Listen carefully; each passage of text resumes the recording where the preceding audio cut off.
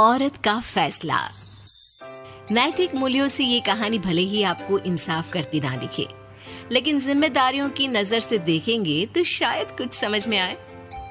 क्या है बहू, सुबह से घर का काम करती रहती है, फिर ऑफिस जाती है और बच्चों में लगी रहती है। अरे ऑफिस क्यों नहीं छोड़ देती, या फिर घर के लिए कोई नौकरानी रख ले। कैसी बात कर रही है माँ? जानती तो है ना अभी इनके ऊपर कितना लोन है। थोड़ा ही सही मदद कर देती हूँ तो अच्छा लगता है, और अभी उनको मेरे पैसे की जरूरत भी तो है। सुधा चंदर को बचपन से प्यार करती थी। एक ही मोहल्ले में खेल कूद कर बड़े हुए दोनों। जहाँ सुधा संपन्न परिवार से थी तो वहीं चंदर का परिवार आर्थिक परेशानियों से जूझता ही रहा। लेकिन सुधा की जिद के आगे किसी की नहीं चली। सुधा, कल ऑफिस जल्दी जाना है और 2 दिन के लिए गुजरात ऑफिस के काम से भी जाना होगा। अरे कैसी बात कर रहा है बेटा, बहू को अगले महीने बच्चा होने वाला है, इस वक्त तो उसके साथ रहे। अरे कोई बात नहीं ना माँ, उनको जरूरी काम होगा, वरना मेरा चंदर ऐसे वक्त में मुझे छोड़कर कभी नहीं जाता। चंदर सुबह घर से निकलता तो आधी रात को घर में घुसता, वो भी शराब के नशे में। चंदर की माँ उसे खूब समझाती। अरे माँ, देख रही हो ना कितना कर्जा है सर पर, काम करना पड़ता है। दिन रात काम नहीं करूँगा तो घर कैसे चलेगा। अरे लेकिन बहू को भी तो देख लिया कर, इस हालत में भी घर का बाहर का सारा काम करती है। चंदर तो जैसे माँ की बात सुनकर भी अनसुना कर देता है। ऑफिस के बाद चंदर का फोन माँ के पास आता है। माँ, वो ऑफिस के काम से आज रात के लिए पास के शहर के ऑफिस जाना पड़ रहा है, कल सुबह आ जाऊंगा। सुधा रात को कमरे में सो रही होती है कि उसके पेट में दर्द होता है। सुधा चंदर को वीडियो कॉल करती है। इनको फोन कर लो, शायद कुछ आराम मिले। लेकिन 10 बार फोन करने पर भी वो सुधा का फोन नहीं उठाता। ऑफिस के काम से गए हैं, हो सकता है बिजी हो। कितनी मेहनत कर रहे हैं हम लोगों के लिए। सुधा सो तो जाती है, लेकिन अकेले उसे कमरे में डर लगता है। अगले रोज चंदर घर आता है, जहाँ सुधा ऑफिस जाने के लिए तैयार हो रही थी। तुम आज भी ऑफिस जाओगे? कल रात भर तो ड्यूटी की है, थक जाओगे, छुट्टी ले लो ना। अरे नहीं नहीं, कैसी बात कर रही हो, ये तो पॉसिबल ही नहीं है। अच्छा रुको, मैं जल्दी से तुम्हारा खाना और नाश्ता बना देती हूँ। बेचारी सुधा ऑफिस जाना छोड़कर लग जाती है पति के लिए खाना बनाने, उसके कपड़े प्रेस करने और जरूरत का सामान मुहैया कराने के लिए। हो सके तो रात की ड्यूटी मत लिया करो ना, मुझे बहुत डर लगता है।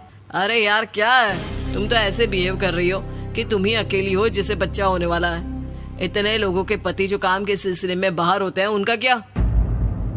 सुधा को चंदर के मुंह से ये बातें अजीब लगती है। अरे हुआ क्या है तुमको? पहले तो तुम मेरा कितना ख्याल रखते थे, मेरे पास रहते थे, मेरी दवा से लेकर खाने पीने तक का सारा ख्याल। और अब इस बार तो तुम एक दफा भी मेरे साथ डॉक्टर के पास नहीं आए, क्यों? अरे पागल हो गई हो क्या? पागल वाली बात कर रही हो।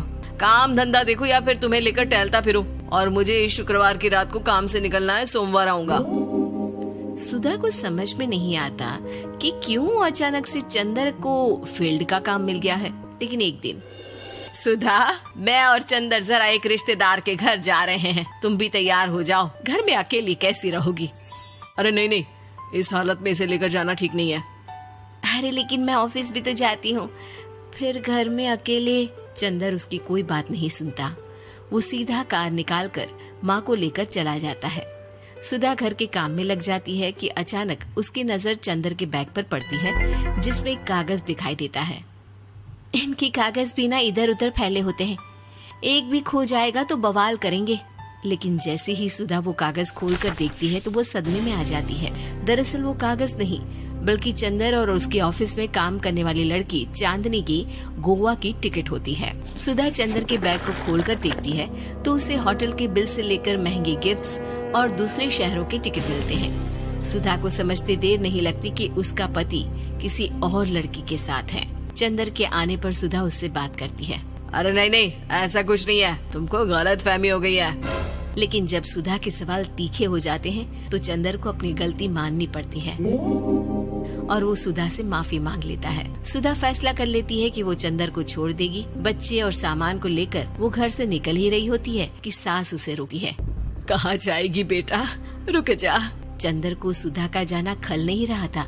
वो झूठे मुंह भी उसे रोकने की कोशिश ही नहीं कर रहा था। सुधा चंदर को देखती है और मायके चली जाती है। मायके में माँ कहती है, अरे आज से कैसे घर छोड़कर आ गई? कौन सा चंदर तुझे छोड़ रहा था? माफी तो मांग ली थी ना। देखो बेटा, बेटी डोली में जाती है और अर्थी में ही निकलती है। पर पापा, मेरा आत्मसम्मान, उसका क्या? आपने मुझे पढ़ाया लिखाया है, इस लायक बनाया कि मैं खुद का खर्चा उठा सकूं, बेटी को पढ़ा सकूं, एक अच्छा जीवन पाऊं। अरे लेकिन पति की जरूरत तो होती है ना सुधा दीदी, और अगर आपको नहीं है तो इस बच्ची का सोचो जो अपने पिता से इस कदर जुड़ी है। आने वाले बच्चे की सोचो जिसके आने से पहले ही आपने पिता का प्यार से दूर करने की सोच ली। सुधा फोन देखती है लेकिन चंदर का कोई कॉल नहीं होता। वो समझ नहीं पाती कि अपने आत्मसम्मान के बारे में सोचे या बच्चों के बारे में। मम्मी, हम नाना नानी के घर से दादी और पापा के पास कब जाएंगे? नहीं जाएंगे बेटा, अब यहीं रहेंगे। नहीं मम्मी, मैं पापा के पास जाऊंगी, मुझे दादी के साथ रहना है। और मेरे साथ? हाँ, आपके साथ भी तो, सबके साथ माँ। देखो सुधा दीदी, आपके सर पर पिता का साया होना जरूरी होता है। अपने घमंड के लिए पिता और बेटी को अलग मत करो। सुधा अब सामान उठाकर अपने ससुराल जाने लगती है, लेकिन मन में सवाल रह जाता है कि जिसे दुनिया घमंड समझ रही है वो उसका आत्मसम्मान था। चंदन ने माफी जरूर मांग ली, लेकिन कभी ये एहसास नहीं दिलाया कि वो सिर्फ उसी का है। अच्छा लगे तो लाइक सब्सक्राइब जरूर करें।